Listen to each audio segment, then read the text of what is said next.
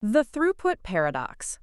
WorldChain is configuring its network to process 1 billion gas units per second, without asking validators to upgrade a single server component. On August 17th, the Layer 2 will flip a runtime flag to deploy EIP-7928, activating block-level access lists ahead of the Ethereum mainnet.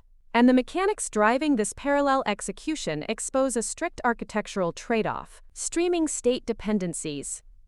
Validators normally execute transactions sequentially because they never know if a later transaction modifies the exact same storage slot an earlier one just read.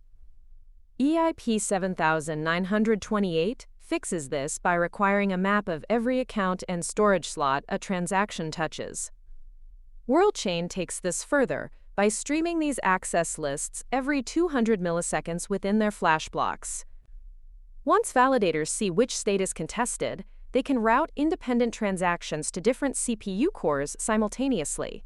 The downside is that this pushes intense computational complexity upstream to the block builder, who must calculate these dependencies under extreme time constraints.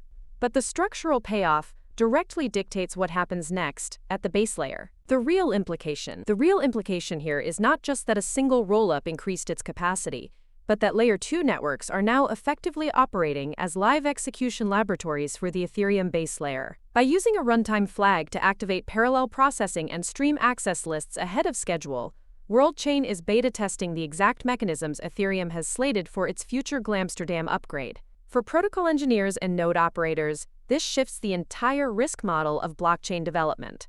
You no longer have to simulate consensus-level changes in sterile testnets for years. You can deploy them in a production roll-up environment with real economic stakes.